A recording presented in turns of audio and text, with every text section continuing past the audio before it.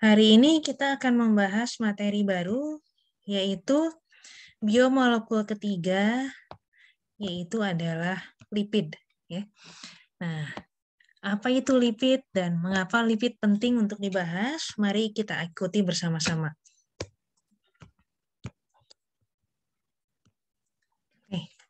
Nah, di gambar ini saya tampilkan beberapa jenis komoditas. Sudah tertulis namanya di bawahnya. Di sebelah kanan adalah kelapa sawit. Ya, ini sudah pernah disampaikan di awal ya. Jadi semoga semuanya sekarang sudah tahu betul apa yang dimaksud dengan kelapa sawit. Berbeda dengan kelapa ya. Kalau kita dengar kelapa, kata kelapa baik ada sawit atau tidak, seringkali pikiran kita melayang pada kokonat ya, yaitu kelapa, buah kelapa yang betulan, yang ukuran batoknya kurang lebih ya setelapak tangan kalian gitu. Nah, ini kelapa sawit jauh lebih kecil, per buahnya hanya kurang lebih sebesar ibu jari ya. Jadi ini kalau saya tarik garis, nah ini kurang lebih hanya sebesar ibu jari saja. Nah, ini sudah pernah kita bahas juga rasanya di kelas ini, bagian mana yang dijadikan minyaknya, yaitu yang ini, umumnya yang kuning dijadikan minyaknya ya. Ini akan diolah menjadi minyak, minyaknya istilahnya CPO atau crude palm oil. Nah, begitu kita dengar CPO, belakangnya adalah oil atau minyak. Nah, minyak ini adalah kelompok besar dari lipid yang akan kita bahas hari ini. Oke. Di sebelah kiri ada tanaman yang lain yang disebut sebagai jarak pagar. Nah, mendengar kata kelapa sawit dan jarak pagar, barangkali ada yang bisa mengasosiasikan ini terkait dengan apa yang akan saya sampaikan di slide ini. Aris barangkali? Kenapa, Bu? Kelapa sawit dan jarak pagar. Nah, ini terhubung dengan apa ini, kedua benda ini? Tadi ya, Bu, sama-sama bisa menghasilkan minyak. Betul. Lalu lebih jauh lagi, barangkali minyaknya dipakai untuk apa? Kalau minyak sawit bisa buat macam-macam sih, Bu. Cuman kalau jarak pagar saya kurang tahu deh. Oke, terima kasih Aris. Kita beralih ke yang selanjutnya. Apa irisan antara kelapa sawit dan jarak pagar? Suha, jangan lupa kamera ya. Walaupun sebentar, jangan lupa nyalakan kamera. Apa hubungan antara kelapa sawit dan jarak pagar? Apa irisannya? Irisannya mungkin hampir sama, Bu. Saya belum kepikiran yang lain. Maksudnya sama-sama bisa dibuat minyak kalau yang dari dulu dipelajarin dari SMP gitu. Minyak jarak gitu. Oke, Rafli mungkin?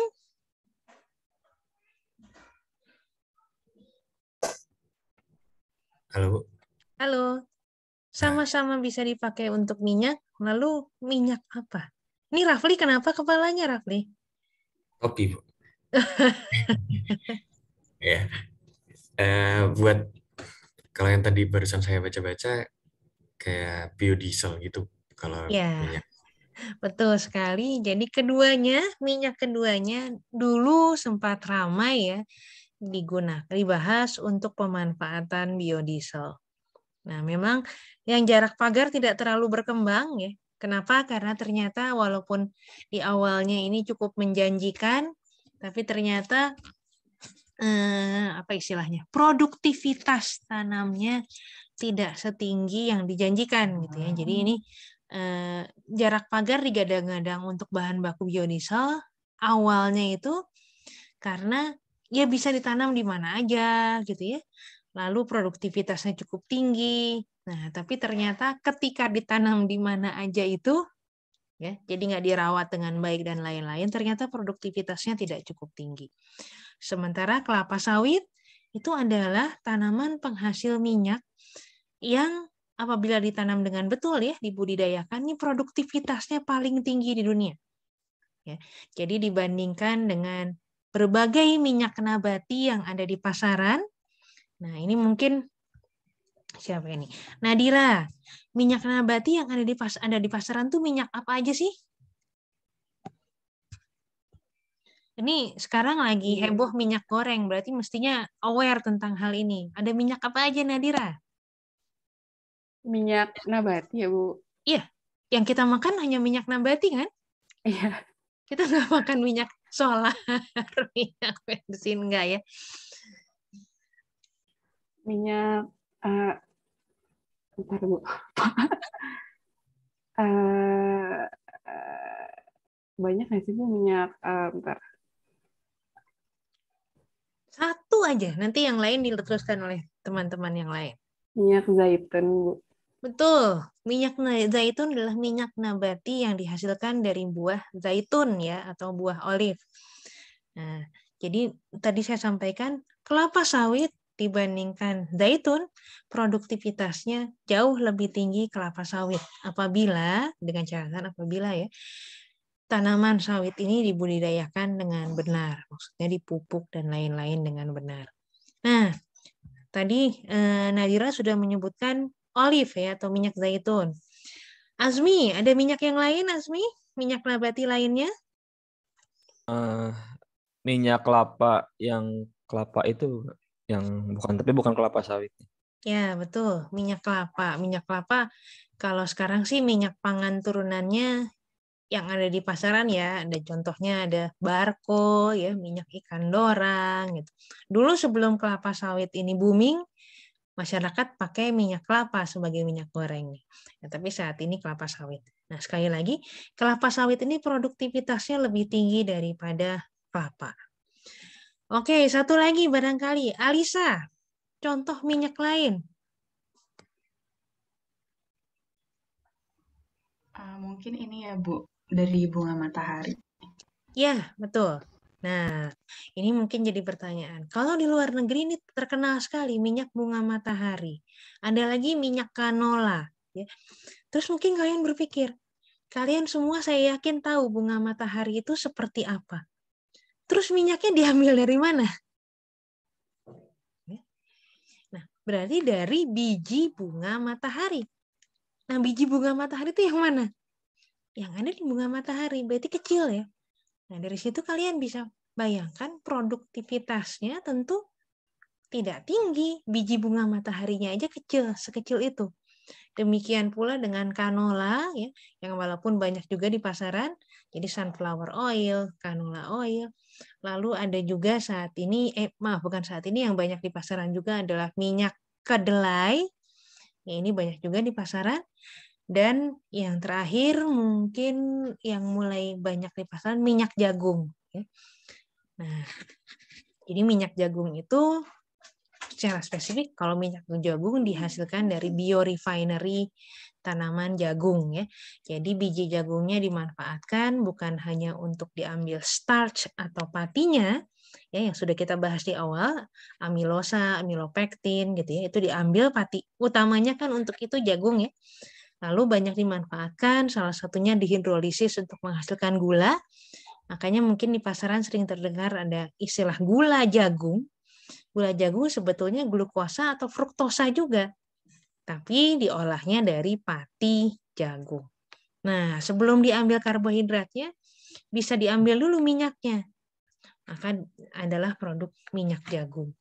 Nah, di sini ketika bicara tentang minyak-minyak nabati ya, dan sekarang kisruh minyak yang sedang ramai di Indonesia ini, nah ini berarti kalian perlu ikut mencermati ya, kenapa sih harganya bisa seperti itu, apa kira-kira ada apa di belakangnya, dan banyak kita sama-sama lihat di situ banyak faktor politiknya juga gitu ya. Jadi kita bisa perlu melihat secara global, ini dampak mungkin di satu tempat ada yang panen tanaman komoditasnya itu anjlok, lalu efeknya ke yang lain bagaimana, dan secara keseluruhan mungkin ada faktor-faktor politis lainnya, sehingga harga minyak ini cukup fluktuatif di dunia ya. Jadi ini geopolitik istilahnya. Nah, kembali ke sini, ini kelapa sawit dan minyak jarak pagar awalnya dua komoditas yang digadang-gadang sebagai bahan baku biodiesel, bisa dimanfaatkan sebagai bahan baku biodiesel. Nah, memang keutamaan jarak pagar sebetulnya dibandingkan kelapa sawit, jarak pagar itu non-edible. Ya. Jadi orang tidak makan minyak jarak pagar. Gitu. Nah, alasannya kenapa nanti kalian bisa lihat ya apa komposisinya atau bagaimana yang membuat dia tidak banyak atau tidak dimakan. Gitu. Sementara kelapa sawit ini minyaknya kan digunakan untuk produk pangan kebanyakan. Ya. Jadi ini begitu kisruh minyak di mana-mana mulai ramai juga. Oh ini jangan-jangan karena dipakai untuk biodiesel gitu ya. Atau ada yang mengatakan ya udah kita gorengnya pakai biodiesel aja karena biosolar harganya lebih murah. Nah nanti ini silahkan kalian tanya, kalian bisa berpikir juga.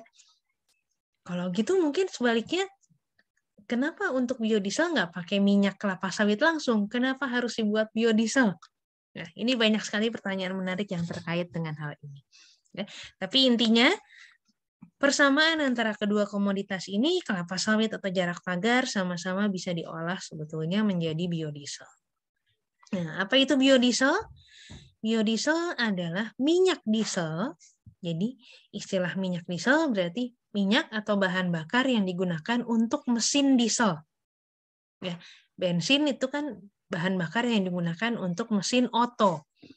Kalau diesel berarti minyak yang digunakan untuk mesin diesel. Dan khusus biodiesel disintesa dari minyak nabati atau minyak tumbuhan atau lemak hewan. Jadi ini di awal-awal perkembangannya mungkin sekitar awal 2000-an ya, akhir 90-an, awal 2000-an. Orang banyak sekali mengembangkan melihat potensinya mulai dari pengolahan minyak jelantah ya. Ini rasanya cukup tepat karena sudah dipakai dulu untuk pangan, sisanya sebetulnya masih bisa dipakai. Nah, ini bisa digunakan untuk diolah menjadi biodiesel ya. Minyak jelantah atau lemak-lemak hewan gitu ya. Nah, itu semua bisa digunakan menjadi bahan baku biodiesel. Nah, lalu bagaimana pengolahannya menjadi biodiesel?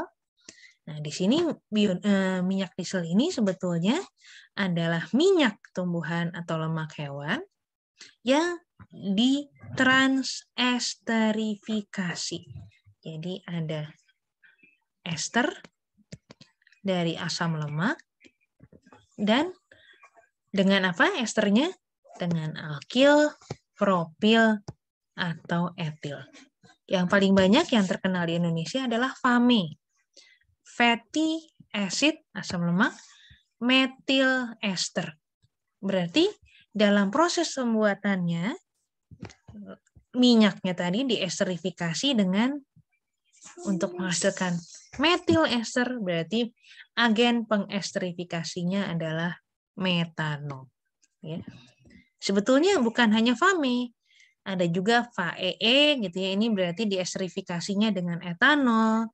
Ada FAPE ini ya, berarti fatty acid propyl ester, berarti ditransesterifikasinya dengan propanol dan lain-lain. Nah, kenapa bisa berbeda-beda? Tujuannya apa? Nah, untuk tergantung sebetulnya karakteristik produk akhir yang diinginkan. Nah, di sini ada karakteristik sebagai bahan bakar, salah satunya adalah cloud point, ya, titik asap, ya, titik awan sebetulnya ya. Jadi karena ini akan dibakar, perlu dilihat kapan sih, pada suhu berapa dia otomatis berasap gitu ya, sehingga mudah untuk dibakar. Flash point, ada kadar air, dan juga sebetulnya yang tidak saya tuliskan di sini ada titik bekunya gitu ya. Kita negara 4 musim, kita negara 2 musim. Suhunya kurang lebih sepanjang tahun ya paling dingin 20 mungkin ya, 20 sampai 30 sekian derajat Celcius. Nah, pada suhu itu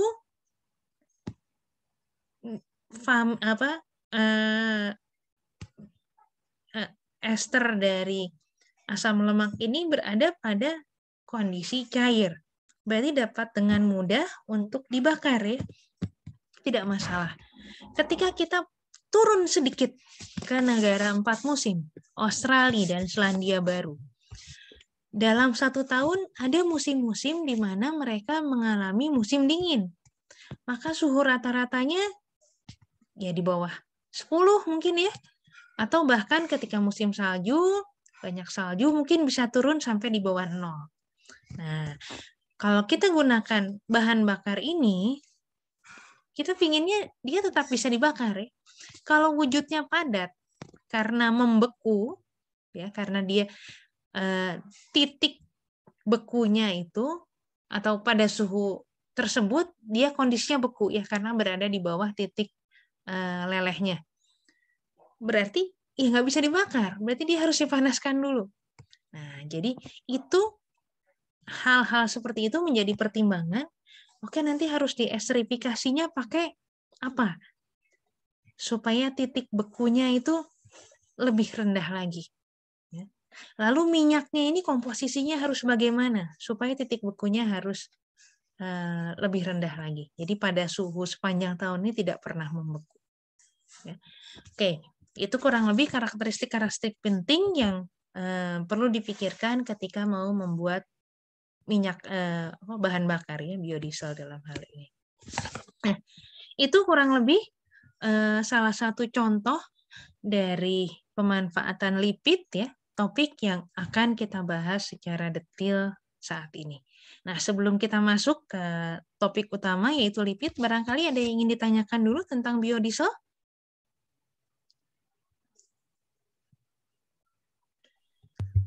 Izin bertanya, Bu. Ya, silahkan. Pengen nanya absensi sih. Ya, udah saya buka. Tapi tadi dibukanya jam 7 sampai jam 8. Ya, maaf. Ya, nanti saya ubah ya. Tadi ini kehapus lalu saya bikin lagi. Rasanya sudah dibetulkan, mungkin belum kebetulkan. Nanti saya ubah mungkin setelah jam kuliah, berarti sampai jam 12 saya buka insya Allah ya absennya. Oke, Bu. Oke, ada yang ingin ditanyakan lagi tentang biodiesel sebelum kita lanjut ke materi pokoknya, lipid?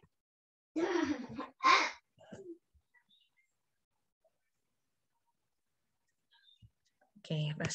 Berarti, oke, Suha, silahkan. Mau tanya aja sih, Bu. Kayak apa sih, minyak nabati, apa kayak syarat dari suatu bahan nabati itu, bahan-bahan alam itu bisa diolah jadi minyak nabati itu kayak apa gitu, ketentuan-ketentuannya apa harus mengandung A, bisa diproses dengan A, dan lain sebagainya itu apa aja? Untuk diproses jadi minyak nabat, bahan alam jadi minyak nabati, itu pertanyaannya, Suha? Iya, Ibu. Oke, sekarang kita lihat yang jelas gitu ya. Yang jelas seperti sawit. Kenapa sawit ini potensial untuk bahan minyak nabati? Nah, di sini karena sawit itu sangat berlemak ya. Jadi pemrosesan apa yang dilakukan dari kelapa sawit ini sampai menjadi lemak, itu sejatinya tinggal diekstrak saja, tinggal diperas. Dia keluar minyaknya. Nah, nanti silahkan di browsing ya, pemrosesan CPO dari kelapa sawit. Nah, awalnya tentu saja si tandan buah segar ini ya, ini kalau dipanen ini kan satu tandan seperti salak ya, satu tandan gitu. Dibawa ke pabrik. Lalu apa yang dilakukan? Biasanya disterilisasi dulu. Jadi suhunya dipanaskan. Tujuannya sebetulnya bukan membebaskan dari mikroba, tujuan utamanya saya kira lebih tidak aktifkan enzim-enzim yang ada pada kelapa sawit ini yang bisa merusak lemak. Ya. Satu itu. Yang kedua adalah membuat dia lebih mudah dirontokkan. Ya. Lalu dirontokkan dapatlah buah yang seperti ini. Nah, ketika sudah ada buah itu, tinggal dipres. Nah, ditekan, minyaknya keluar. Dan karena kandungan minyaknya tinggi, maka ya gampang sekali menghasilkan minyaknya. Zaitun, sama juga. Zaitun buahnya itu sangat berlemak, yaitu kandungan lemak dari buah itu. Jadi istilahnya ada nama analisa proksimat. Ya. Nah, Jadi kita bisa melakukan analisa proksimat dari bahan alam, ya. Apa itu zaitun, apa itu sawit atau yang lain-lain. Nanti keluar nih komposisinya, lipid kontennya berapa, karbohidratnya berapa, proteinnya berapa, ya. Lalu kadar air. Nah, kurang lebih begini ya. Ada lipid, karbohidrat, protein, kadar air. Nah, ini kalau lipidnya tinggi, berarti dia gampang sekali diambil minyaknya. Nah, jadi kelapa sawit ini lipidnya tinggi. Nah, contoh sekarang juga mulai, kemarin kami sempat dihubungi beberapa waktu yang lalu ya, bisa nggak minta tolong mengembangkan proses minyak alpukat, minyak avocado oil ya. Ini aplikasinya mungkin lebih ke arah kosmetik atau bagaimana gitu ya. Nah, ini kita tahu ya bahwa buah alpukat itu kan buah yang sangat tinggi lemak. Nah, jadi kalau di Indonesia sih biasanya makannya dijadikan jus gitu ya, atau alpukat kocok atau apa gitu. Nah, tapi di daerah-daerah tertentu, di negara-negara lain, alpukat ini umum juga digunakan menggantikan fungsi mentega atau margarin gitu ya. Saking dia banyak lemaknya gitu, jadi bisa dioles.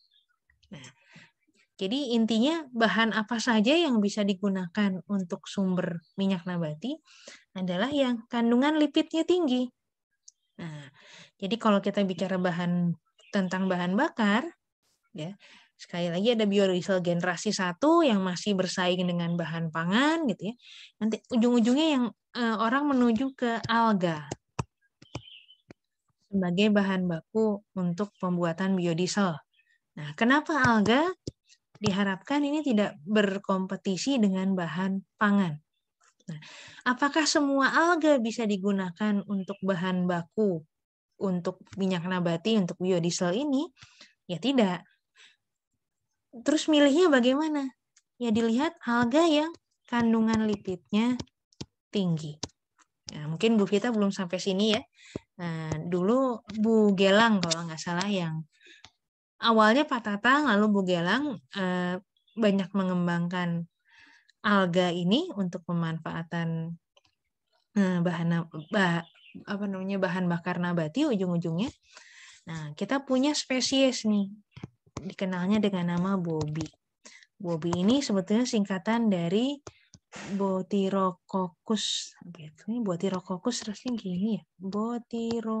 Botirococcus. Kurang lebih begini ya, saya lupa penyebutan lebih tepatnya bagaimana. Botirococcus brownie. Nah, ini kadar lemaknya bisa sampai 30%, 40%. Nah, berarti ini kan potensial untuk dijadikan sumber minyak. Bisa diekstrak minyaknya dan hasilnya banyak. Kalau suatu bahan karbohidrat kontennya lebih tinggi, gitu ya, ya berarti minyaknya sedikit. Ya berarti enggak, untuk apa diambil minyaknya gitu? Karena banyakan yang lain, gitu ya. Jadi contohnya, misalnya kita bicara hewan, gitu ya. Ini tadi kan biodiesel juga bisa diproduksi dari lemak hewan. Contohnya ayam nih, ya. Kita bicara ayam. Unggas, poultry, unggas, contohnya ayam. Nah, ayam ini beda-beda. Kalau kita ke rumah potong ayam, kita bisa ambil bagian daging dadanya untuk jadi filet, misalnya untuk diproduksi pangan dan lain-lain. Nah, biasanya kulit ayam nih jadi limbah. Nah, kulit ayam tuh kan sebetulnya banyak minyaknya. Ya bisa aja diekstrak dulu minyaknya dari kulit ayam untuk menghasilkan minyak ayam. Nah, kurang lebih begitu ya Suha ya. Jadi dilihat dari analisis proksimat kandungannya apa. Kalau kandungan lipidnya tinggi berarti dia berpotensi untuk dijadikan sumber bahan baku untuk pengolahan untuk minyak. Ya, apa itu minyak nabati atau contohnya yang ayam tadi minyak hewani atau lain-lain. Baik Bu, terima kasih banyak. Kita jawab ya. Banyak ini ya sebetulnya minyak kacang, ya, minyak almond, ya. Seperti itu sebanding dengan minyak kedelai. Ya.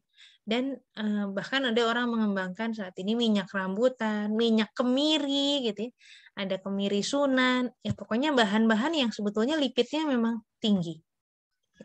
Itu berpotensi diolah menjadi sumber minyak. Oke, kita masuk ke topik kita. Nah, lipid. Lipid ini diambil dari bahasa Yunani yaitu lipos, artinya adalah lemak. Nah, lipid ini sedikit berbeda dengan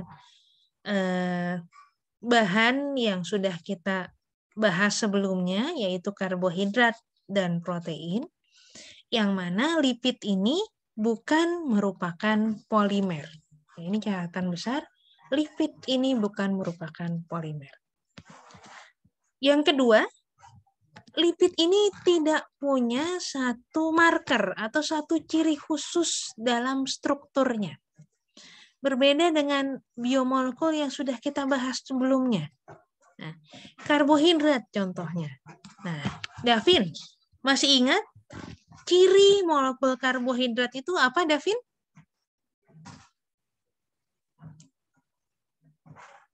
Karbon yang mengikat air, bukan? Betul. Karbohidrat itu CH2O. Ini ciri khas dari karbohidrat. Nah, protein. Protein ciri khasnya apa, Olive? Ciri khas molekulnya apa?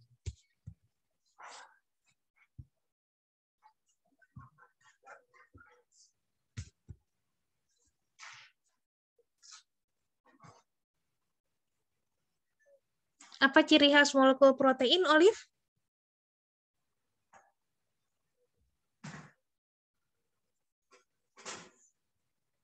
Yang gugus amin itu bukan, Bu. Ya, punya gugus amin dan gugus karboksil ya. Nah, itu ciri khas dari molekul protein. Nah, lipid tidak punya ciri khas gugus-gugus seperti itu.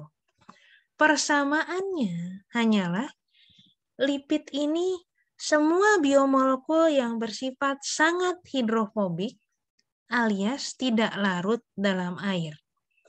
Jadi, semua biomolekul yang tidak larut dalam air itu masuk dalam kelompok biomolekul lipid. Ya. Dengan demikian, strukturnya bervariasi. Nanti kita akan lihat berbagai variasi struktur lipid. Ya. Tapi yang jelas, ciri khasnya adalah sangat hidrofobik atau tidak larut dalam air, atau sebetulnya kelarutan dalam airnya sangat kecil. Itu adalah pemersatu lipid. Jadi ciri dari lipid hanyalah dia tidak larut dalam air. Terus larutnya di mana dong? Larutnya dalam pelarut organik sebetulnya. Dan ada juga yang bersifat amfifatik atau amfifilik. Jadi agak larut dalam air sedikit gitu ya, tapi dia cenderung lebih larut sebetulnya dalam pelarut organik. Nah, secara garis besar kita bisa bilang yang disebut sebagai lipid adalah biomolekul yang sangat hidrofobik, kelarutannya dalam air sangat kecil. Nah, oke, tadi sudah disampaikan bahwa tidak ada ciri khusus dalam molekulnya. Strukturnya secara umum sangat mendekati hidrokarbon. Nah, dengan demikian, dia sangat tereduksi. Ya. Kan kita tahu hidrokarbon itu komponen utamanya karbon dan hidrogen. Ya. Jadi struktur lipid secara umum mendekati hidrokarbon ini. Jadi komponen utama atau molekul utama penyusun dari lipid ini adalah karbon dan hidrogen. Ya. Ada oksigennya? Kadang-kadang ada, tapi oksigennya sedikit, nggak banyak gitu ya. Nah, karbohidrat ini oksigennya masih cukup banyak. Protein oksigennya banyak. Nah, ini lipid oksigennya sedikit. Nah, dengan demikian dia sangat tereduksi. Dan apa artinya? Karena sangat tereduksi, bila dia dioksidasi akan menghasilkan energi yang besar. Ya. Karena itu ketika kita bicara tentang lipid, tentang lemak, itu cukup identik dengan bahan bakar. Karena dia kalau dioksidasi, dibakar, akan menghasilkan energi yang besar. Itu makanya kenapa orang memilih menggunakan lipid, menggunakan lemak sebagai bahan bakar, bukan menggunakan karbohidrat. Ya, bukan menggunakan protein. Ya, ini secara umum ya. Nah, sampai sini saya ada pertanyaan nih. Kalau karakteristik lipid ya, ini bila dioksidasi menghasilkan energi yang besar. Tadi saya bicara tentang biodiesel, yaitu minyak nabati atau minyak hewani ya, tapi lebih banyak minyak nabati sebetulnya, yang mengalami transesterifikasi. Ya, jadi contohnya jadi fatty acid methyl ester. Nah, pertanyaan saya, kenapa sih nggak dipakai minyak sawitnya aja langsung sebagai bahan bakar? Bisa nggak kita gunakan bahan bakarnya minyak sawit langsung, gitu ya? Nggak perlu ditransesterifikasi. Ada pendapat? Gary barangkali? Gimana Bu? Pertanyaan? Pertanyaannya, kenapa sih untuk bikin biodiesel ya harus ditransesterifikasi dulu? Kenapa nggak langsung pakai minyak sawitnya aja misalnya? Untuk bahan bakar tadi. Mungkin itu biar apa ya? Biar dari apanya namanya tadi, dari si minyaknya itu diperoleh apa ya namanya, bioalkoholnya gitu barangkali.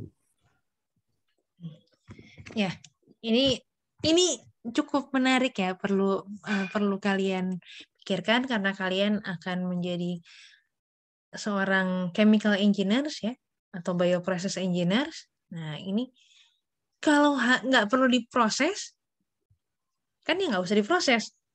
Karena processing itu kan menambah 1 unit operasi, berarti menambah biaya ya. Nah, jadi ngapain diproses kalau memang tidak perlu? Nah, jadi kembali ke tadi, kalau untuk membuat biodiesel itu bisa langsung digunakan CPO-nya, minyak kelapa sawitnya, ya nggak perlu ditransesterifikasi. Nah, berarti pertanyaannya, kenapa sih harus ditransesterifikasi? Nah, ini modifikasi dari minyak ini ternyata dia akan menghasilkan karakteristik yang lebih mirip dengan solar atau minyak diesel yang awalnya ya, yang dari minyak bumi itu. Karakteristik apa saja? Tadi sudah saya sampaikan ada titik didih, titik leleh ya. Itu akan menentukan karena untuk sebagai bahan bakar kan kita ingin bahan bakar yang bisa mengalir gitu ya. Harus bisa mengalir dari tangki bahan bakar ke tempat pembakaran dan lain-lain. Kalau beku gimana caranya gitu ya. Nah, lalu berhubungan juga dengan viskositas. Kita ingin bahan bakar yang bisa mengalir, sekali lagi bisa mengalir dengan mudah. Kalau viskos ya, jadi tadi mah sudah beku gitu, ini viskos gitu, berarti memompanya, memindahkannya susah. Nah, ternyata dengan sedikit modifikasi yaitu transesterifikasi, ini karakteristiknya berubah, mengubah titik leleh, titik beku, dan juga viskositas ya, sehingga lebih mirip dengan bahan bakar yang saat ini digunakan. Jadi lebih untuk tujuan aplikatif ini lebih sesuai. Nah, karena itu minyak nabati tadi perlu diproses dulu dengan transesterifikasi untuk menjadi biodiesel. Ya. Nah, ini Gary tolong dicatat ya, biodiesel ini tidak sama dengan bioetanol. Nah, ini bahan bakar ini macam-macam ya. Ada biodiesel, bioetanol, nanti ada minyak apa namanya, bahan bakar nabati lainnya ya, kerosin dan lain-lain. Itu apa bedanya? Nah, ini sebetulnya kalau kita bicara dari refinery minyak bumi, itu kan titik didihnya pada rentang titik didih berbeda menghasilkan produk yang berbeda ya. Nah, itu hubungannya apa? Hubungannya dengan umumnya dengan panjang atau ukuran molekulnya. Nah, misalnya ini kalau yang untuk bensin itu biasanya lebih cenderung yang aromatik gitu ya. Minyak diesel itu umumnya sekitar C16 dan lain-lain. Nah, itu karakteristik itu rentang titik didih ini yang menentukan produk-produk yang spesifik. Nah, jadi ini jadi misalnya contohnya di lab TRK gitu ya, mengembangkan bahan bakar nabati secara spesifik bukan biodiesel sebenarnya ya, tapi yang untuk digunakan sebagai ada bioaftur, ada biokerosin, itu karakteristiknya bisa dilihat secara spesifik. Kita bisa menghasilkan berbagai produk dari minyak nabati ini. Ya. Oke, kembali ke topik lipid. Nah, tadi lipid aplikasinya atau minyak aplikasinya secara umum untuk bahan bakar ya. Nah, secara spesifik pada sistem seluler, fungsi lipid ini apa sih? Nah, lipid ini memainkan peran yang sangat penting sebagai lipid bilayer, yaitu komponen dari membran sel. Nah, membran sel ini sebetulnya kan yang membuat entitas sel ini ada. Memisahkan antara sitoplasma, antara bagian dalam sel dengan lingkungannya. Nah, jadi lipid ini memainkan peran yang sangat penting. Jadi kalau nggak ada membran sel, ya selnya nggak ada. Soalnya kan nggak ada pemisah antara si komponen sel dengan lingkungannya.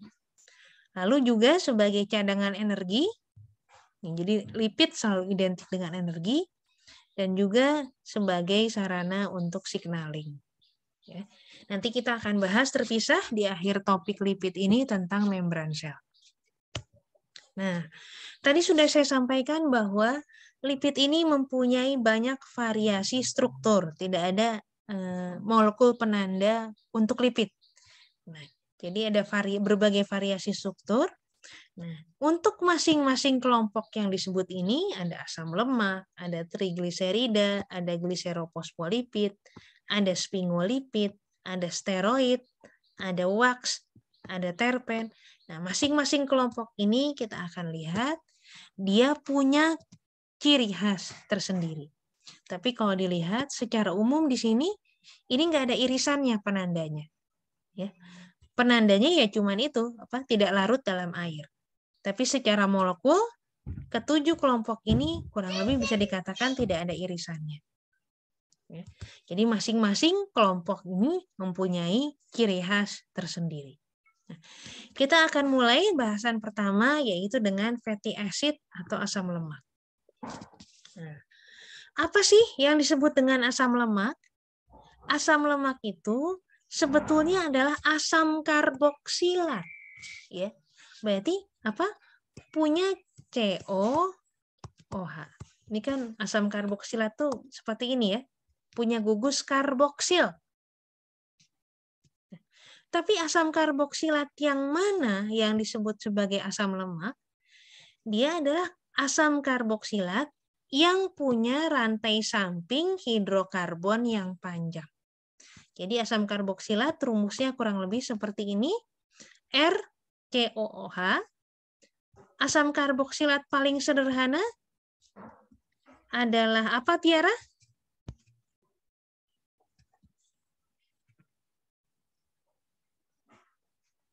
Halo, Tiara ada?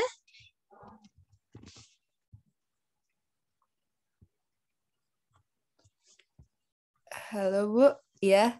Halo, apa asam karboksilat yang paling sederhana? Asam format bukan ya? Betul, asam format di sini ada metil ya. Bentar. Pokoknya satu ya, asam format yang paling sederhana. Setelah itu ada asam asetat. Nah, itu kan C1, C2 gitu ya. Asam format ini H ya, langsung ya. C-nya 1, asam asetat C-nya 2. Nah, itu tidak dikategorikan sebagai asam lemak. Kenapa? Karena rantai sampingnya bukan hidrokarbon panjang. Asam format rantai sampingnya cuma H gitu ya. Asam asetat rantai sampingnya cuma metil. Itu belum masuk sebagai asam lemak. Nah, kembali ke ciri khasnya. Lipid adalah kelompok yang tidak larut dalam air. Kalau kita bermain dengan asam asetat apakah larut dalam air? Tiara, kembali.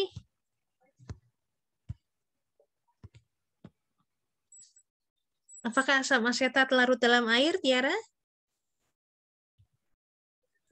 Larut ya Bu kayaknya. Betul, asam asetat larut dalam air. Maka itu dia bukan lipid. Karena ciri khas lipid tidak larut dalam air. Dibutuhkan rantai samping dengan panjang tertentu untuk membuat dia tidak larut dalam air. Kita urutkan ya. Asam format larut dalam air. Asam asetat masih larut dalam air. Asam propionat kelarutannya berkurang ya. Asam butirat kelarutannya semakin berkurang. Nah, terus maka kalau rantainya semakin panjang, rantai R-nya ini semakin panjang, kelarutannya dalam air semakin kecil. Nah, yang sudah tidak larut dalam air itu yang baru masuk dikategorikan sebagai asam lemak. Nah, umumnya yang ada di alam, asam lemak yang dijumpai di alam, jumlah atom karbonnya genap. Ya. Jadi C10, C12, C14, C16, C18, C20, C22, C24. Nah, umumnya yang banyak ini antara C14 sampai C20.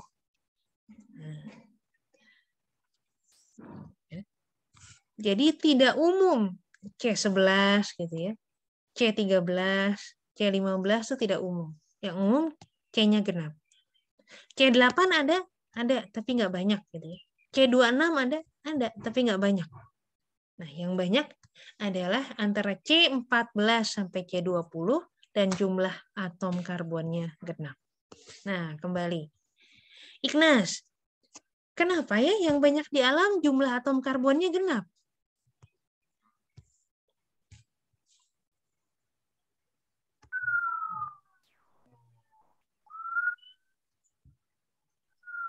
Mungkin karena lebih stabil gitu, Bu. Saya nggak tahu kalau lebih stabil atau tidak, tapi ada alasan lain. Siapa yang belum tadi ya? Ignas sudah. Devri belum ya? Devri? Ya, Bu. Kenapa kira-kira? Kenapa ya? Iya sih, awal mikir mungkin kayak stabil juga gitu. Cuma bukan ya? Secara umum memang kalau disampaikan di sebelum-sebelumnya, yang banyak itu mencari bentuk yang paling stabil ya. Tapi untuk asam lemak ini ada alasan lain. Nah, kenapa? Nanti kalian akan pelajari lebih dalam sebetulnya di proses metabolisme. Tapi secara singkat, proses metabolisme asam lemak dalam sel itu dimulai sebetulnya dengan molekul asetil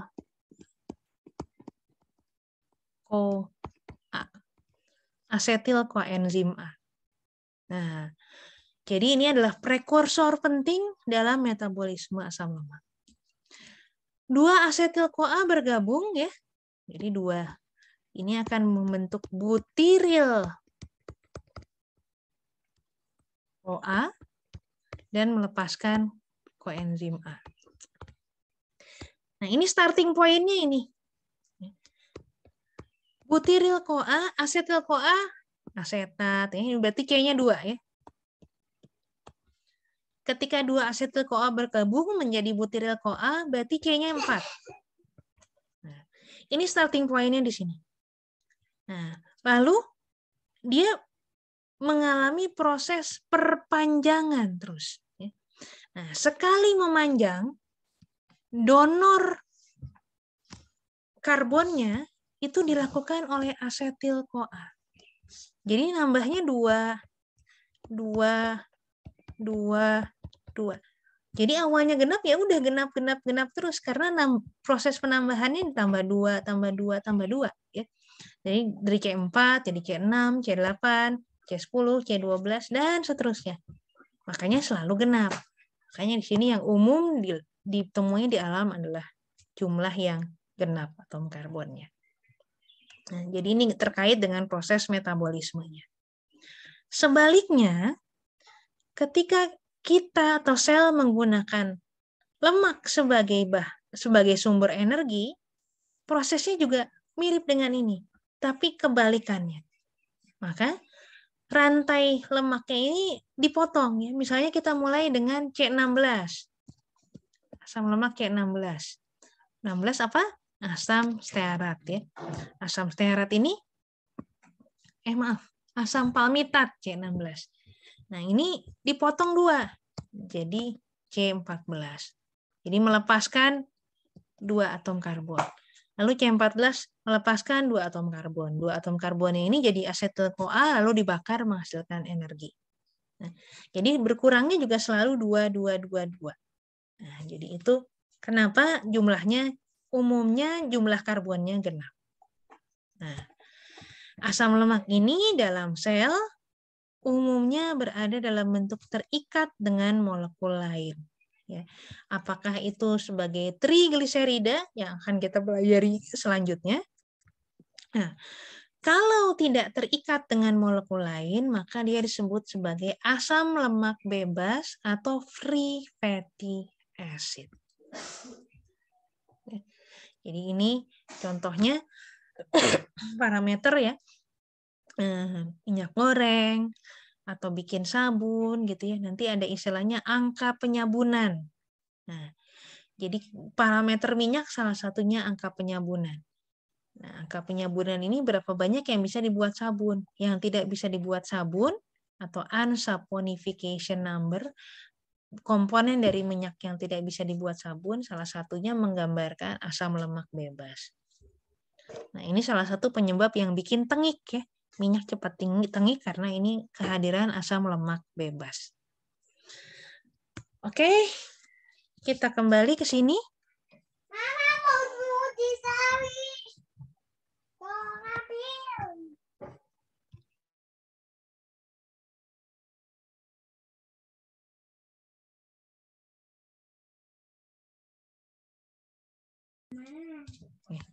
Nah, kembali tadi asam lemak ini umumnya berada di alam dalam kondisi jumlah atom karbonnya genap, dan yang banyak di alam ini mulai C18 sampai C20.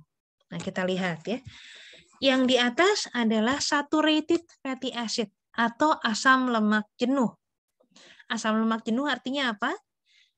Pada rantai sampingnya sama sekali tidak terdapat ikatan rangkap. Jadi semuanya ikatan tunggal. Itu disebut asam lemak jenuh. Nah, yang jumlah atom karbonnya 12, kita sebut nama umumnya adalah asam laurat. Nah, ini komponen utama banyak diperoleh dari minyak kelapa, banyak kandungan asam lauratnya. C14, asam miristat. Nah, ini banyak diperoleh dari kemiri, itu komponen utamanya banyak C14. C16, asam palmitat. Nah, ini asam palmitat, komponen dari minyak sawit, ini banyak asam palmitat ya. C18 ada asam stearat. C20 ada asam arakidat. C22 ada asam behenat. C24 ada asam lignoserat. Nah, ini kita lihat. Kalau asam lemak jenuh, berarti dinyatakan jumlah atom karbonnya pertama, titik 2, 0. 0 ini menggambarkan jumlah ikatan rangkapnya. Karena dia jenuh, dia tidak punya ikatan rangkap, maka angka di belakang titik 2 ini adalah 0.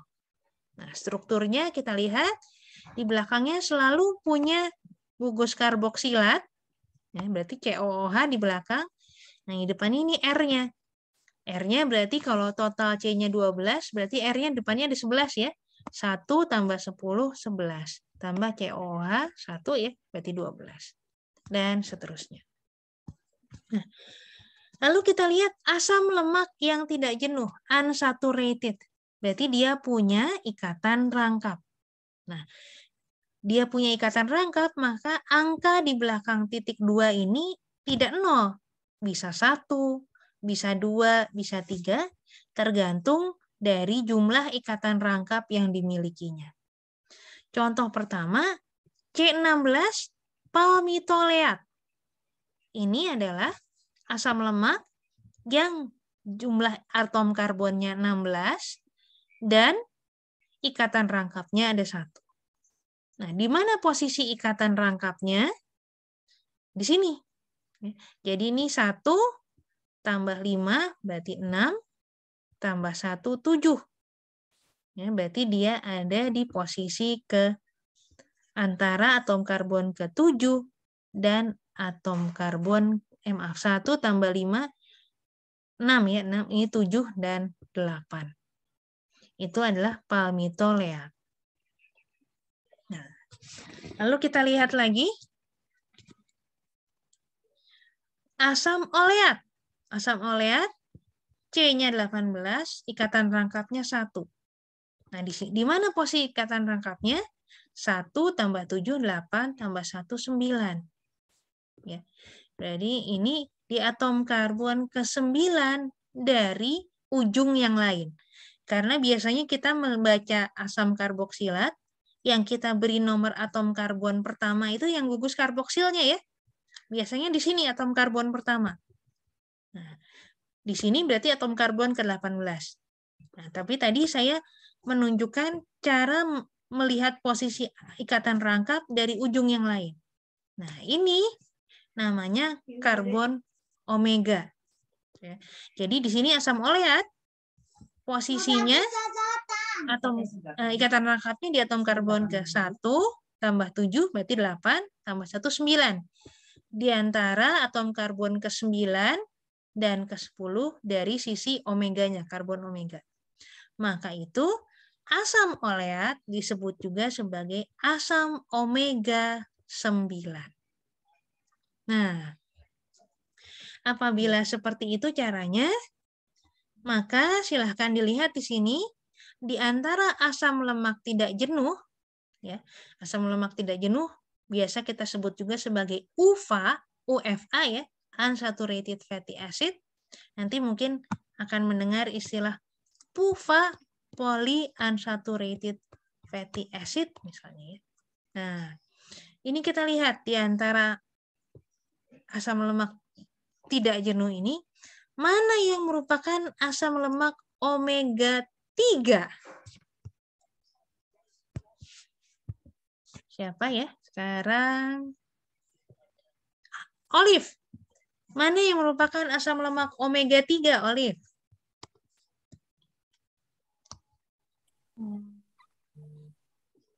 Saya kurang ngerti, Bu.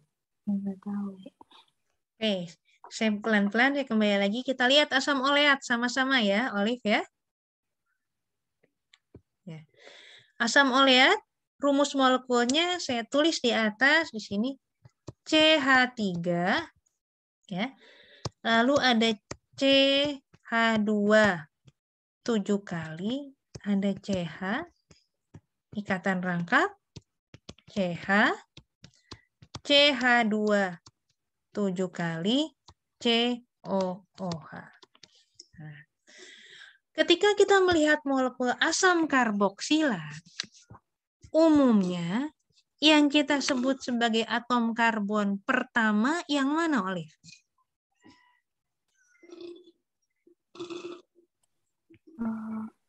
Yang paling kiri berarti, Bu, kalau di sini. Yang paling kanan. Karena kita menamai sesuatu dengan yang kita cenderung meletakkan gugus yang paling besar di pertama ya, di urutan pertama. Pada asam karboksilat, gugus yang paling besar apa? Gugus karboksilat kan? Oh iya. Berarti C1-nya ini. Betul ya? Iya, Bu. Nah, untuk penyebutan omega tadi ya, kita melihat dari sisi yang lain, bukan dari sisi sini. Berarti kita lihat dari sisi ini. Nah, jadi ini sebutannya omega ya, atom karbon omega. Oke. Kita lihat untuk asam oleat, ikatan rangkapnya ada di atom karbon keberapa dari sisi omega ini? 1 tambah 7 berarti 8 ya? Ke 9. 9. Nah, berarti asam oleat ini disebut sebagai asam lemak omega 9. Jelas ya? Oh iya, Berarti yang alpha linolenic acid ya? Iya. Omega 3. Berarti yang omega 3 contohnya yang mana ini? Yang alpha linolenic acid. Betul. Jadi contoh omega 3 asam alfa linolenat. Ini omega 3. Ya. Lalu kalau omega 6 contohnya yang mana, Aris? Bentar, Bu. Tadi ngitung omeganya tuh dari yang paling kanan ya? Dari yang paling kiri. Salah.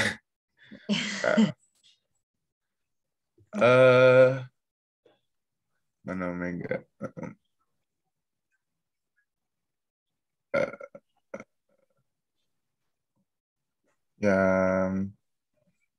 Yang mana ya, Bu?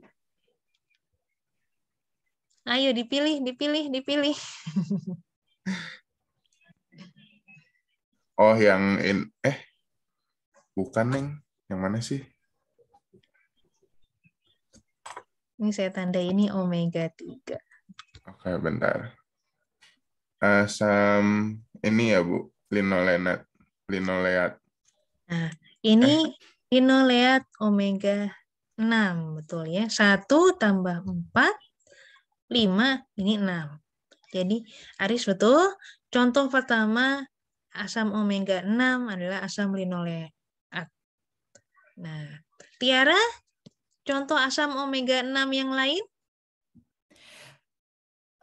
Yang ini bukan ya, Bu, yang gamma linoleic acid. Betul, asam gamma linolenat. Ini juga omega 6. Devri, ada lagi contoh asam omega 6 di sini? Omega 6. Yang itu ya tandanya. Asam arachidonat. Ya, asam arachidonat omega 6 ya. Nah, nanti kita lihat kelimpahannya di slide selanjutnya ya, contoh kelimpahannya. Dari sini peluang asam omega 6 dibandingkan omega 3 banyakkan omega 6 ya.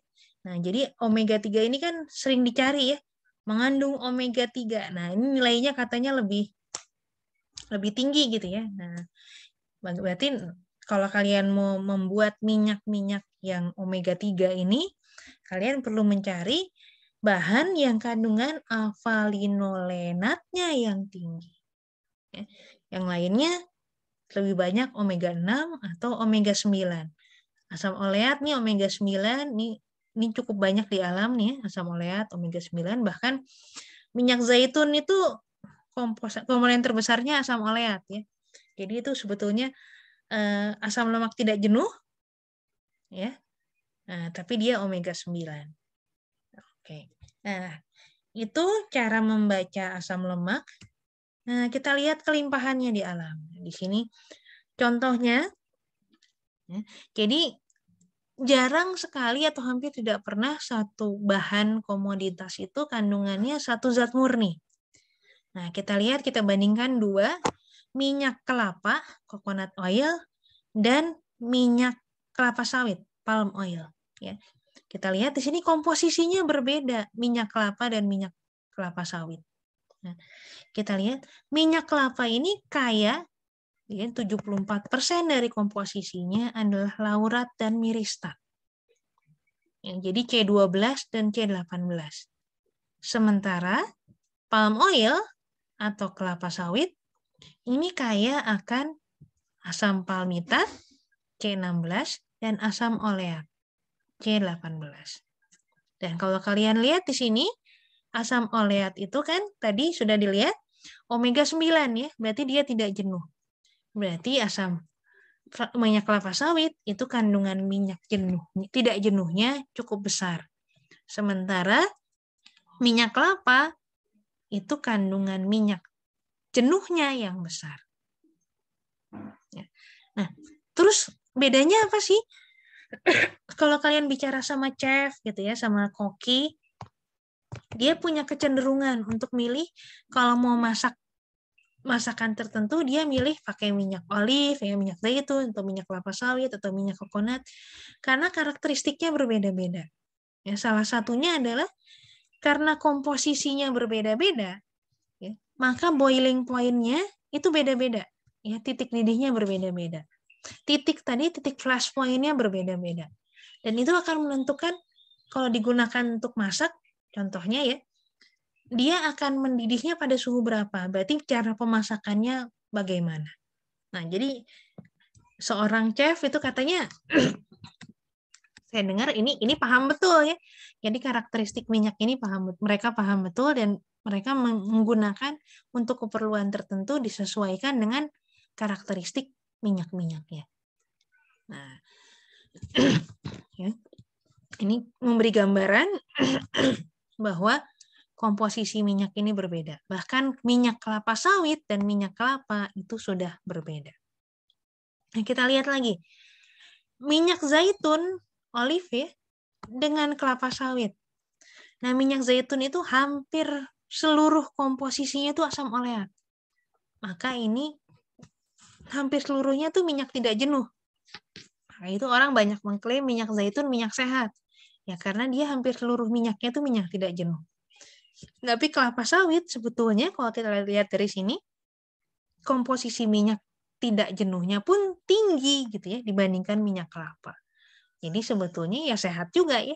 Nah, jadi ini kalian perlu pahami betul, nanti jangan terlalu banyak dibawa oleh artikel-artikel awam gitu ya dalam mengklaim mana yang minyak yang bagus, mana yang enggak, efeknya apa. Nah, itu kalau di situ banyak politik, banyak pertimbangan-pertimbangan banyak pertimbangan-pertimbangan lain barangkali ya, tidak murni saintifik. Dan kalian, kita semua sebagai warga negara Indonesia barangkali ya, yang memang adalah penghasil minyak kelapa sawit terbesar di dunia, tentunya kita perlu mensyukuri nikmat tersebut. Jadi kita lihat, kita nggak ikut orang-orang yang menjatuhkan kelapa sawit, kan kita udah tahu ya komponennya bagaimana. Jadi orang lain banyak mengklaim minyak kelapa sawit jelek. Kita tahu nih komponennya bagaimana, kita bisa memberikan opini kita sendiri. Nah, kita juga nggak perlu ikut-ikut. Orang lain bilang minyak zaitun paling bagus. Ya, tapi kita punyanya tuh minyak kelapa sawit. Apa kita harus mengimpor minyak zaitun? Wah, kelapa sawit juga bisa dipakai minyaknya dan dengan mutu yang cukup bagus gitu ya. Kenapa kita harus ikut mengimpor menggunakan minyak kedelai, minyak bunga matahari, atau minyak canola atau lain-lain ya. Kita bisa mensyukuri nikmat yang kita miliki di Indonesia ini kayak kelapa sawit, ya kita syukuri saja nikmat itu. Ya. Oke, itu komposisi minyak berbagai komoditas. Nah, gambarannya kurang lebih seperti ini ya. Jadi kalau dia merupakan saturated atau asam lemak jenuh, dia cenderung posisi yang paling stabil dalam posisi lurus seperti ini. Nah, jadi palmitat, asam stearat, dia lurus seperti ini. Nah, begitu dia punya ikatan rangkap, maka dia akan membentuk band atau belokan ya, seperti ini. Kalau ikatan rangkapnya banyak, maka dia belokannya makin banyak. Nah, ini cukup menentukan juga posisi asam lemak ini ketika menyusun membran sel. Kalau membran selnya tersusun dari mayoritas adalah asam lemak jenuh, maka bisa rapat semua ya, nggak ada bolong-bolongnya. Nah, begitu ada asam lemak tidak jenuh, maka dia akan kemungkinan ada porinya, gitu, ada lubang-lubangnya ya. Dari mana? Dari lekukan-lekukan ini. Ya. Oke, itu rumus struktur dari asam lemak. Nah, jadi tadi perbedaannya ada asam lemak jenuh, saturated fatty acid, dan asam lemak tidak jenuh, unsaturated fatty acid.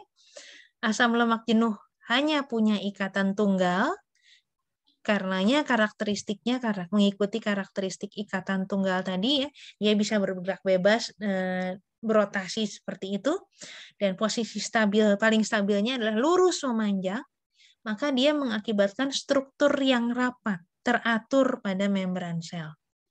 Sementara kehadiran asam lemak tidak jenuh yang disebabkan karena dia punya ikatan rangkap, maka dia akan cenderung mempunyai struktur yang melengkung. Maka pada membran sel, dia akan membentuk struktur yang tidak rapat, membentuk pori pada membran sel. Nah, catatannya satu lagi, ketika kita bicara asam lemak tak jenuh, lemak tak jenuh secara alami, maka jenis ikatan rangkapnya umumnya adalah cis. Ya, kalian tahu ini ikatan rangkap. Kalau cis berarti ini satu sisi ya. Kalau trans kan sisinya berbeda. Nah, ini trans. Nah, kalau cis satu sisi. Ya. Mungkin kalian bertanya, loh, bukannya yang trans lebih stabil? Ya, sepertinya lebih stabil, lebih seimbang. Karena itu secara kalau direaksikan, sengaja direaksikan, itu cenderung membentuk trans. Tapi dalam sistem seluler, reaksinya dikatalisis oleh enzim. Ya, maka reaksinya spesifik. Maka umumnya ikatan lemak yang terbentuk pun, ikatan rangkapnya adalah bentuknya cis, bukan trans. Nah, lalu dari ini dampaknya apa?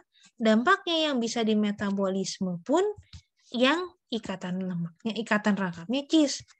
Karena enzim-enzim yang ada pada sistem seluler, dia bisa memproduksi dan dia bisa menguraikan yang asam lemaknya cis, bukan yang asam lemaknya trans. Oke, nah kita bicara agak melompat sedikit. Apa tubuh kita punya kapasitas untuk mensintesa asam lemak? Ya, ya. Nah, lalu kenapa kita mendengar seringkali ada istilah asam lemak esensial? Nah, ada yang mau jawab?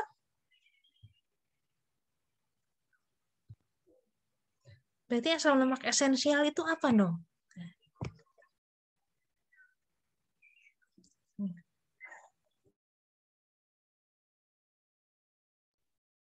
Ya, Bu.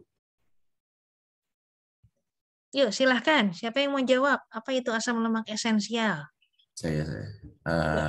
Asam lemak esensial itu kayak yang kemarin itu, yang esensial itu berarti dia tuh nggak bisa dibuat sendiri dalam jumlah yang cukup, Bu. Betul. Jadi dia tidak bisa dibuat sendiri dalam jumlah yang mencukupi. Nah, di sini apa yang termasuk asam lemak esensial ya? Nah, ini berarti disesuaikan dengan kebutuhan selnya.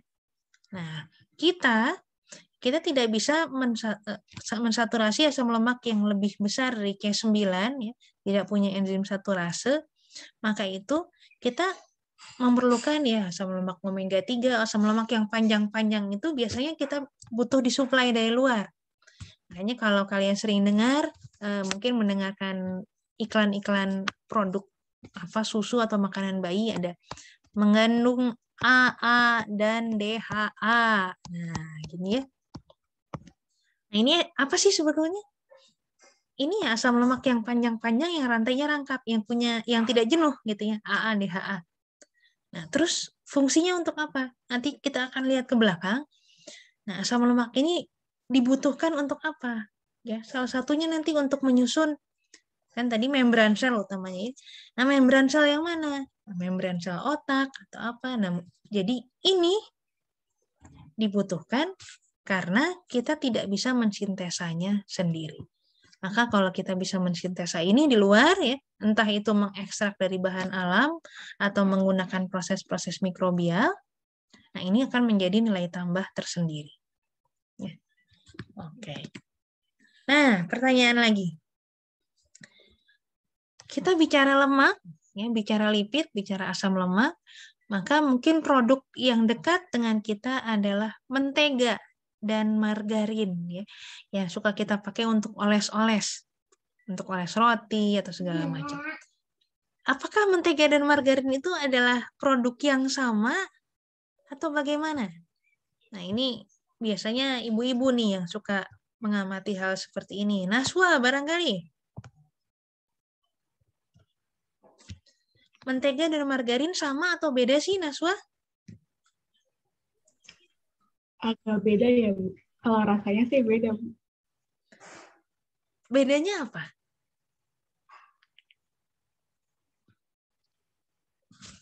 Mentega itu butter ya. Bentar. Kalau margarin Kalau mentega dari susu kan ya Bu biasanya. Kalau margarin kayak dari non dairy gitu ya Bu. Betul. Mentega ini dibuat dari susu. Oke. Jadi ini lemak susu. Margarin ini dibuat dari minyak nabati. Nah, ada sejarahnya ini. Sejarahnya mentega itu dibuat dari susu berarti produk mahal gitu ya, produk peternakan. Nah, sementara orang makan roti ya kan sering dioles-oles begitu, membutuhkan suatu produk yang relatif terjangkau. Maka orang mengembangkan margarin. Margarin itu seperti mentega sintesis gitu ya. Jadi dari minyak nabati diolah sehingga mempunyai karakteristik yang mirip dengan mentega, dengan butter. Nah, apa perbedaan karakteristik utamanya? Butter ini kan memang padat ya. Dari susu diambil lemaknya, ya, dia jadi padatannya. Jadi padat. Sementara minyak nabati, kita tahu minyak kelapa itu kan cair gitu ya pada suhu ruang. Berarti kita perlu mengolah si minyak nabati ini agar menjadi karakteristiknya mendekati padat ya. Jadi padat pada suhu ruang. Nah, apa yang biasanya dilakukan? Yang biasanya dilakukan adalah ini tujuannya berarti menggeser titik leleh ya, titik leleh dari minyak tersebut. Berarti apa? Rasanya adisi ya. Dia menjenuhkan adisi atau hidrogenasi? Maaf, salah. Ya, prosesnya hidrogenasi.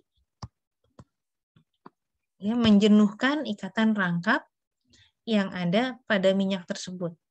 Sehingga akibatnya kalau dia semakin banyak ikatan rangkapnya, kan dia semakin cair ya, titik didihnya semakin tinggi atau titik lelehnya berarti juga semakin rendah ya. Jadi dia suhu kamarnya cair. Nah, ini dia dilakukan hidrogenasi atau adisi tadi ya. Tujuannya apa? Membentuk ikatan yang jenuh. Sehingga dia karakteristiknya berubah menjadi padat pada suhu ruang. Nah, itu yang dimanfaatkan teknologi pengolahan margarin. Memanfaatkan minyak nabati untuk menghasilkan karakteristik yang seperti mentega. Jadi ini mentega sintetik sebetulnya ya. Mentega yang lebih murah. Nah, untuk minyak sawit, kita kembali, kok saya jadi kayak promosi minyak sawit gini ya. Tapi ini memang punya kita ini sih, jadi ya kita perlu bersyukur dan menggali potensinya. Kita lihat komponen utama dari minyak sawit adalah palmitat, C16 yang jenuh, dan oleat. Ya, C18 yang tidak jenuh. Nah, jadi minyak sawit itu sebetulnya komponen utamanya ada dua. Ada stearin dan olein. Stearin itu adalah yang wujudnya cair pada suhu kamar, itu bahkan digunakan sebagai minyak goreng dan lain-lain ya. Olein yang cenderung bersifat padat pada suhu kamar. Maka ini kalau dipisahkan saja dia udah jadi mentega, udah jadi margarin langsung tanpa pengolahan lebih lanjut. Nah, ya. Jadi itu di Indonesia ini kita bisa memanfaatkan minyak kelapa sawit untuk menjadi margarin dengan tahapan proses yang lebih sederhana. Katanya begitu ya. Saya belum pernah melihat prosesnya secara langsung. Semoga nanti salah satu dari kalian ada yang berkesempatan KP mungkin ya di pabrik Blue Band atau margarin yang lain sehingga bisa melihat prosesnya sebetulnya seperti apa. Nah, oke, itu menutup bahasan kita tentang fatty acid. Nah, kita masuk ke kelompok kedua yaitu trigliserida. Trigliserida ini sebetulnya adalah asam lemak yang tidak bebas. Ya. Tidak bebas bagaimana? Karena dia teresterifikasi dengan gliserol. Nah, kita sudah bicara banyak tentang gliserol. Nadira masih ingat apa itu gliserol, Nadira? Iya, Bu. Ingat, Bu. Nadira yang topiknya gliserol dulu kan ya? Iya, Bu. Pas banget saya. Oke, apa itu gliserol? Itu gula yang itu nggak sih, Bu, yang 3 gugus gugus itunya diganti jadi gugus alkohol. Betul. Ya, jadi ini trigliserida, berarti gliserol tadi adalah sebetulnya apa namanya? Gula ya, gula alkohol yang punya 3 atom karbon. Nah, masing-masing gugus hidroksilnya atau gugus alkoholnya tadi teresterifikasi dengan asam lemak. Dia menjadi trigliserida. Jadi bisa kita gambarkan 1, 2, 3 ya. Ini gliserol. Ini kan OOH. Jadi ini O. Lalu ini O. Ini asam lemak. Ini O-nya kebanyakan nggak ya? Kayaknya kebanyakan. Nah, jadi dia teresterifikasi antara gliserol dengan asam lemak. Jadi asam lemaknya pada satu trigliserida ada 3. Ya. Nah, ini adalah sumber energi yang paling efisien. Ya. Jadi bentuk penyimpanan dari asam lemak itu dalam sel umumnya dalam bentuk trigliserida ini. Ya, jadi terikat dengan gliserol. Maka dia mempunyai karakteristik lipid secara umum, karbon yang paling tereduksi, packingnya efisien. Kalau dalam tubuh banyak terdapat di kelenjar adiposa. Ya. Dan fungsinya untuk makhluk tingkat tinggi salah satunya adalah untuk insulasi. Maka orang yang gemuk biasanya nggak kedinginan ya karena insulasinya tebal. Nah, kita bisa sebut juga ini adalah energi tanpa nitrogen karena tadi asam lemak kan asam karboksilat ya, dia nggak punya nitrogen, lalu teresterifikasi dengan gliserol, dia juga tidak punya nitrogen, maka dia dikatakan sumber energi tanpa nitrogen. Nah, yang terakhir mungkin menarik, ini adalah disebut juga air metabolik. Kira-kira kenapa ya? Kenapa disebut air metabolik? Alisa? Kenapa trigliserida ini disebut air metabolik?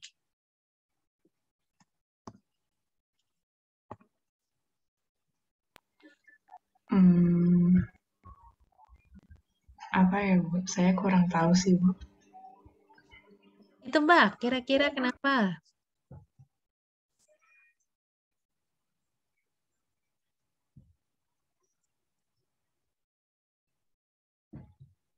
Ini keywordnya unta deh, saya sebutkan. Makin gak nyambung ya.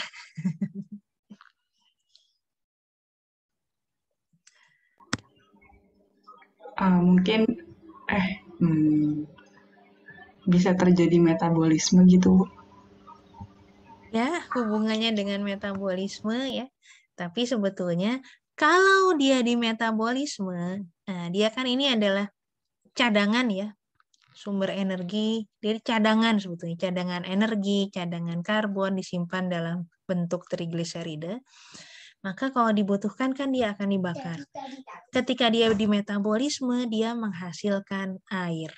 Ya, karena itu disebut air metabolik. Nah, tadi kenapa keywordnya unta?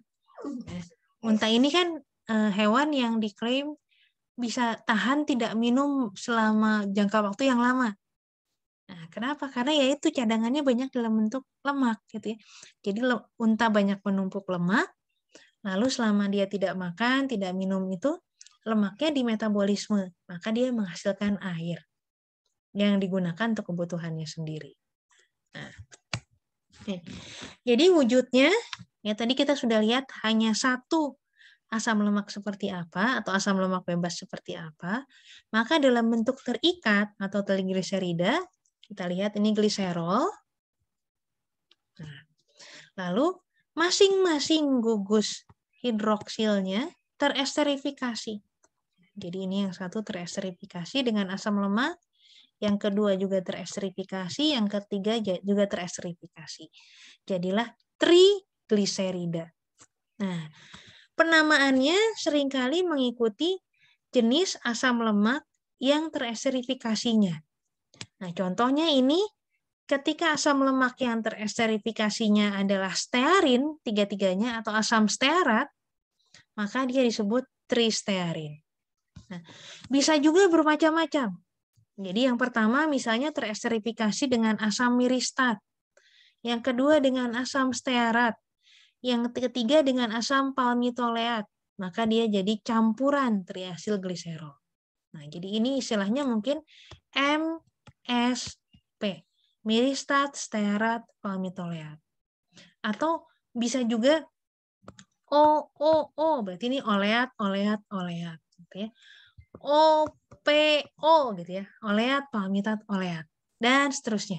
Jadi kalau kalian lihat struktur-struktur seperti ini, tulisan-tulisan seperti ini, itu menggambarkan sebetulnya yang terikat pada gliserol, asam lemaknya apa saja.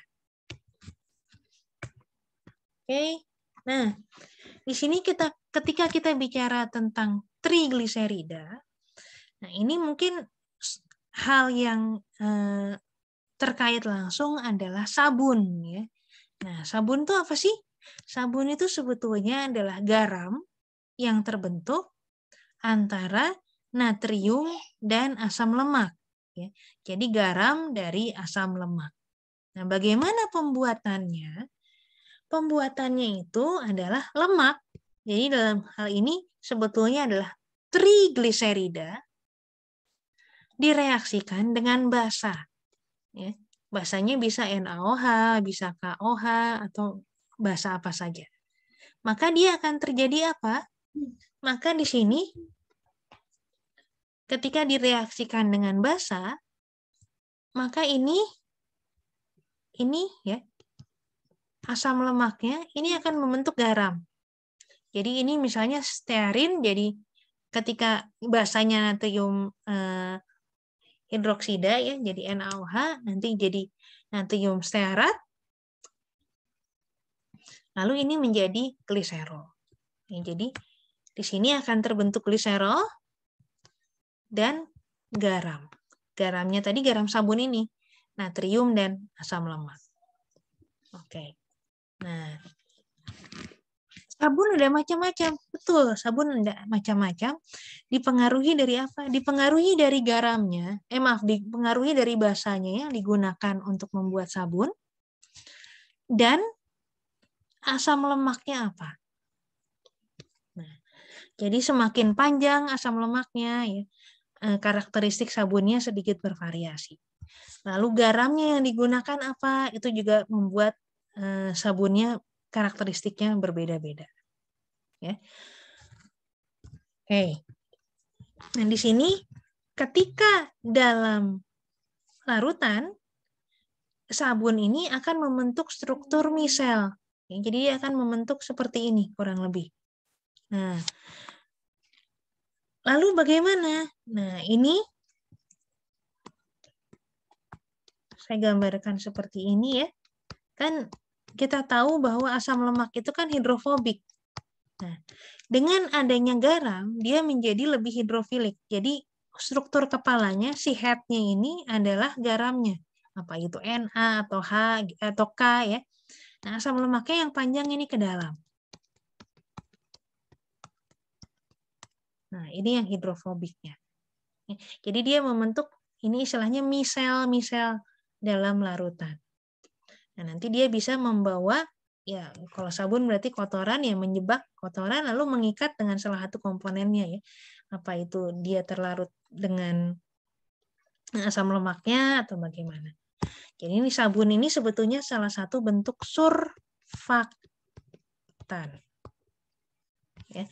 Dia bisa berikatan dengan yang polar, itu kepalanya ini. Dia juga bisa berikatan dengan yang non-polar, yaitu ekornya ini. Ya, jadi ini sabun. Nah, awalnya sabun dibuat dari lemak, ya, lemak hewan mungkin ya.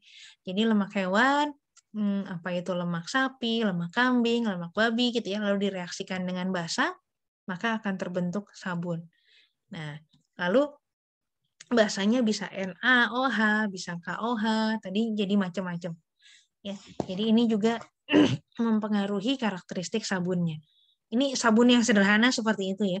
Jadi kalau kalian dulu rasanya di Indonesia sih jarang ya, tapi dulu rasanya waktu saya masih sekolah di luar, kalau ke pasar-pasar tradisional tuh suka ada ini loh sabun yang tradisional gitu. Nah, yaitu cuma mereaksikan asam lemak hewan gitu umumnya atau minyak nabati dengan dengan basah ya, lalu dibentuk sabun. Nah, mungkin sederhananya kalau kalian lihat sampo atau sabun yang kalian pakai itu komponennya udah macam-macam banget gitu ya. Untuk menentukan kekuatan surfaktan, kekuatan melarutkan kotorannya, kekuatan seberapa besar atau seberapa stabil bubble yang dihasilkannya ya. Lalu kalau kita beli sabun, apalagi karakteristik yang kita inginkan, harumnya seperti apa ya. Jadi nanti kalau kalian ambil tuh botol sampo kalian misalnya, atau botol sabun cair kalian, karena mungkin saat ini lebih umum menggunakan sabun cair ya daripada sabun batang, kalian lihat komposisinya, itu kan panjang sekali. Nah, kalian bisa identifikasi di situ. Sebetulnya sabunnya yang mana? Biasanya ada laurat, ya. Natrium laurat. Berarti ini sabunnya banyak menggunakan komponen dari minyak kelapa. Karena kita tahu yang punya C12 itu minyak kelapa. Atau sodium palmitat, itu berarti dari minyak kelapa sawit. Nah, itu silahkan dilihat. Tapi kalau untuk jadi sabun komersil gitu ya, saat ini sepertinya orang tuh sudah atau banyak perusahaan yang sudah menjual paket ya. Jadi sudah dicampur antara sabun asli dengan aditif apa, dengan pewangi apa, jadi udah package seperti itu. Nah, apakah masih ada ruang untuk produk-produk yang sederhana? Masih. Ya, contohnya beberapa tahun yang lalu tuh mahasiswa, sayangnya ini mahasiswa farmasi ya, bukan mahasiswa kita, mengembangkan produk-produk sabun mawar. Nah, apa yang spesial dari sabun mawar ini? Ya sabunnya sederhana, dibuat dengan cara saponifikasi seperti ini. Nah, lalu menggunakan bau ya pengharum dari ekstrak mawar. Ekstrak mawarnya dari mana? Nah, kita kan ini ITB di Bandung gitu ya. Di sekitar Bandung ini banyak sekali sentra-sentra tanaman mawar ya. Apa di Lembang, apa di Garut, ini banyak sekali kebun-kebun bunga-bungaan. Nah, ini bunga-bunga ini tidak selalu terserap di pasaran gitu. Jadi ya itu sisanya diekstrak, diambil minyaknya gitu ya. Minyak esensialnya berarti ya, itu digunakan untuk menjadi pengharum dari sabun ini. Jadilah sabun yang sebetulnya nilai jualnya lebih mahal ya, karena ini bisa dibilang sabun organik lah, sabun ya naik kelas lah ya, yang dijual di butik-butik atau bagaimana. Nah, oke, kita sudah membahas sampai trigliserida. Besok kita akan lanjutkan dengan gliseroposfolipid setelah mendengarkan presentasi dari kalian ya tentang beberapa topik protein yang belum sempat disampaikan. Sampai sini apakah ada pertanyaan terlebih dahulu?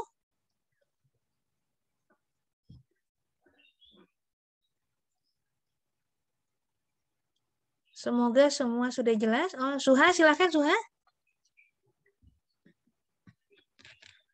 Izin bertanya Bu, Ya, kalau silakan. ini sih terkait sabun, apa gitu kayak apa perbedaan komposisi atau maksudnya gimana ya? Kayak kan ada sabun buat ada sampo, ada sabun buat badan kayak gitu tuh perbedaannya di mana ya Bu? Mungkin itu Bu. Makasih. Nah, saya pernah membimbing atau kerja praktek atau menguji penelitian ya, saya lupa. Nah, tentang topik pembuatan sabun ini.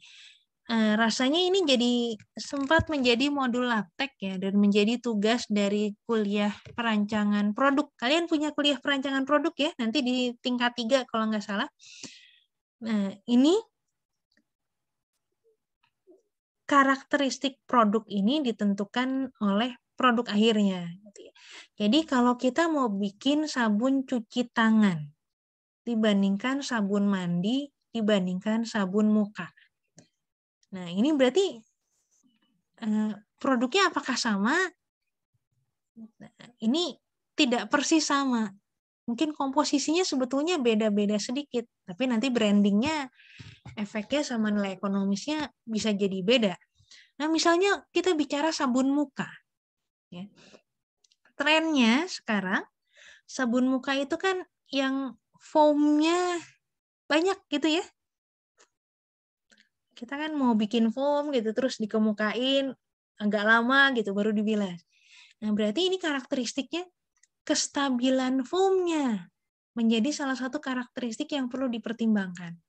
Ya, kita nggak pingin bikin, mungkin untuk bikin sabun muka itu mungkin kayak bikin gelembung sabun gitu ya. Ini baru sebentar foamnya udah hilang.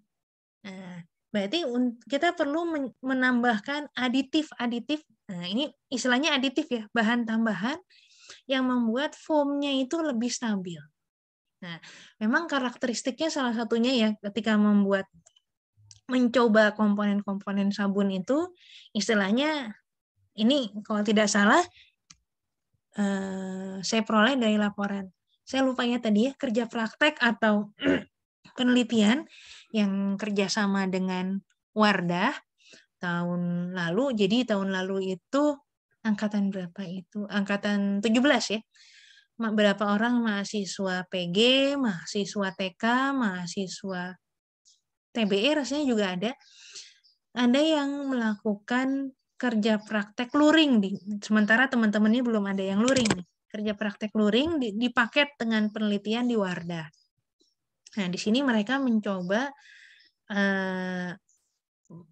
apa istilahnya, pengganti minyak tertentu gitu ya. Nah, salah satu aplikasinya untuk bikin sabun. Nah, yang dilihat apa? Itu penilaiannya karakteristiknya adalah kestabilan busa. Jadi dia dibusakan ya, dicampur dengan air lalu dikocok-kocok. Busanya tahan berapa lama? Nah, jadi ya itu yang membedakan ya, salah satunya sabun muka, sabun badan, sampo, itu salah satunya itu kestabilan busanya bagaimana. Lalu mungkin kemampuan untuk mengikat kotorannya ya. Jadi nanti kita bedakan lagi. Ini deterjen, sabun mandi, deterjen, dan sabun cuci piring. Nah, kalau kita bicara sabun mandi, tentunya kita tidak ingin sabunnya bersifat iritatif ya. Jadi kulitnya jadi kasar dan lain-lain. Itu pasti tertolak. Karena kita nggak mau habis mandi kulitnya jadi kasar. Sementara kalau untuk deterjen, untuk cuci baju, itu nggak terlalu masalah barangkali. Jadi aditif-aditifnya mungkin diarahkan, oke, yang sabun mandi karena pinginnya kulitnya lembut dan lain-lain, itu diarahkan lebih banyak dan membuat ya tadi tidak iritatif seperti itu. Nah, kalau dilihat lagi di komposisi asam lemaknya, nah ini memang cukup membedakan ya, nanti kalau asam lemaknya yang dominan C16, C18 karakteristiknya bagaimana. C14 tidak banyak digunakan untuk sabun misalnya karena katanya iritatif gitu. Nah, itu lebih jelasnya bisa dilihat ya kalau kalian memang berminat tentang hal itu bisa dicari dan itu jadi keahlian tertentu ya yang memang baik untuk dikembangkan kalau kalian mau wirausaha dan lain-lain.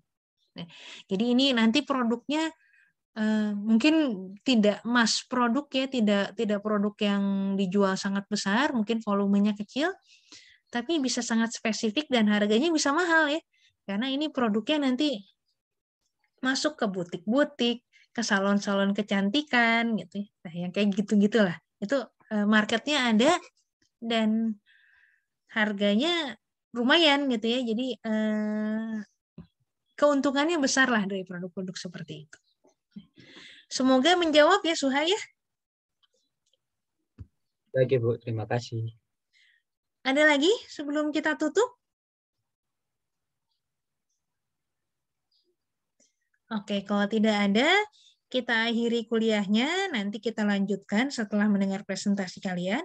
Dan jangan lupa, seperti biasa ya, kita sudah masuk topik lipid. Memang yang baru dibahas hanya baru 2, yaitu asam lemak dan trigliserida. Tapi masih ada 5 kelompok lagi yang belum dibahas, dan yang saya janjikan tidak kalah menariknya dari 2 kelompok yang pertama. Silahkan mulai dilihat, kira-kira senyawa lipid apa yang menarik perhatian kalian ya, dan mulai dicari bahannya ya, dan kemudian dilanjutkan menjadi esai ya, untuk dikumpulkan sebagai tugas lipid. Oke, demikian saja kuliah hari ini. Salam sehat dan sampai